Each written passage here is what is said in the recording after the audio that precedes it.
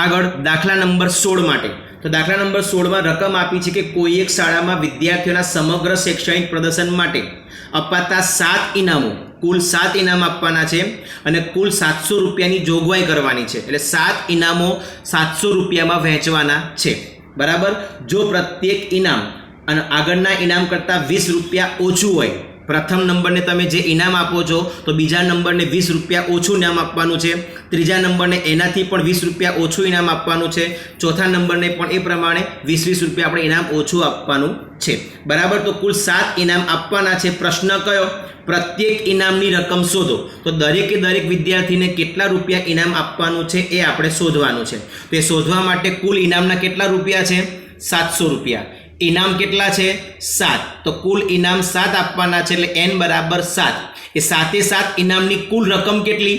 700 રૂપિયા। એ આપણા માટે કહેવાય SN એટલે કે સરવાળો તમને આપેલો છે।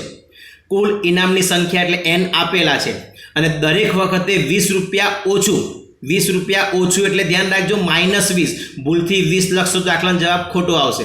તો d બરાબર કેટલા થશે? -20 કારણ કે પ્રથમ ઇનામ જે આપીએ છીએ તો બીજા નંબરને 20 રૂપિયા ઓછા એટલે -20।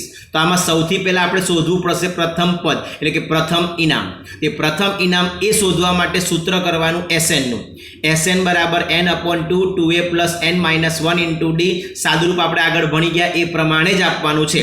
SN ની જગ્યાએ 700, n ની જગ્યાએ 7/2 2 એ શોધવાના, n - 1 ની જગ્યાએ 7 - 1 અને d ની જગ્યાએ -20। અહીંયા બે ભાગાકારમાં સામે જાય તો ગુણાકારમાં એટલે 700 × 2 1400 બરાબર 7 2a ના 2a। અહીંયા 7 માંથી 1 માઇનસ કરો તો 6 6 × 20 એટલે 120 અને પ્લસ માઇનસ। હવે 7 ગુણાકારનું સામે જાય તો ભાગાકારમાં 1400 ને 7 વડે ભાગો તો કેટલા આવશે? 200 2a - 120 તેમના તેમજ। હવે -120 આ બાજુ આવે તો પ્લસ થાય, બેનો સરવાળો કરતા 320 થાય, 320 ને 2 વડે ભાગશો એટલે આપણને a બરાબર આવશે 160। એટલે પ્રથમ નંબરે જે વિદ્યાર્થી છે એને કેટલા રૂપિયા આપવાના છે? 160। તો આમ પ્રત્યેક ઇનામની રકમ પ્રથમ નંબરને 160, 20 રૂપિયા ઓછા કરો તો બીજા નંબરને 140, 20 રૂપિયા ઓછા કરો તો ત્રીજા નંબરને આપવાના છે 120। આ વચ્ચે લખવાનું રહી ગયું છે, જોઈ લેજો। 140 માંથી 20 ઓછા કરતા 120, ચોથા નંબરને 100, પાંચમા નંબરને 80, છઠ્ઠા નંબરને 60 અને સાતમા નંબરને 40। આમ 7 વિદ્યાર્થીને આ રીતે ઇનામ આપવું પડે। આગળ દાખલા નંબર 17 માટે હવે દાખલા નંબર 17માં જુઓ રકમ શું આપી છે? એક શાળામાં વિદ્યાર્થીઓ વાયુ પ્રદૂષણ ઓછા કરવા માટે શાળાની અંદર અને બહાર વૃક્ષો વાવવાનું વિચારે છે।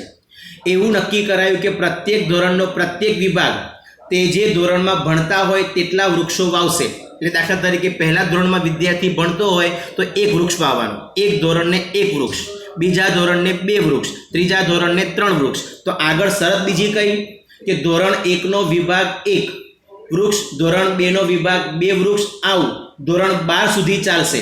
દરેક ધોરણમાં 3 વિભાગ છે। હવે દરેક ધોરણમાં 3 વિભાગ એટલે પહેલું ધોરણ છે તો પહેલા ધોરણમાં ધોરણ 1A, 1B અને 1K એટલે 3 વર્ગ થયા। એ 3 વર્ગમાંથી આપણે એક વૃક્ષ વાવવાનું છે। જો એ લખ્યું ધોરણ 1 ના 3 વિભાગના વિદ્યાર્થીઓએ કરેલું વૃક્ષનું વાવેતર, તો ધોરણ 1A એ આખું એક વૃક્ષ વાવશે, 1B 1 વૃક્ષ અને 1K 1 વૃક્ષ એટલે કુલ ધોરણ 1 ના કેટલા વૃક્ષ થયા? 3। એ જ પ્રમાણે ધોરણ 2 ના 3 વિભાગના વિદ્યાર્થીઓએ કરેલું વૃક્ષનું વાવેતર, તો ધોરણ 2A 2 વૃક્ષ, 2B 2 વૃક્ષ, 2K 2 વૃક્ષ એટલે કુલ કેટલા થયા? 6। એટલે ધોરણ 2 ના કુલ 6 વૃક્ષનું વાવેતર કરવાનું છે। અને એ જ પ્રકારે ધોરણ 3, ધોરણ 4, ધોરણ 5 અને છેલ્લે ધોરણ કયું? 12। તો 12મા ધોરણના પણ 3 વર્ગ છે તો ધોરણ 12A 12 વૃક્ષ, 12B 12 વૃક્ષ, 12K 12 વૃક્ષ એટલે કુલ કેટલા વૃક્ષ વાવશે? 36। તો આ રીતે આપણને એક આખી શ્રેણી મળશે।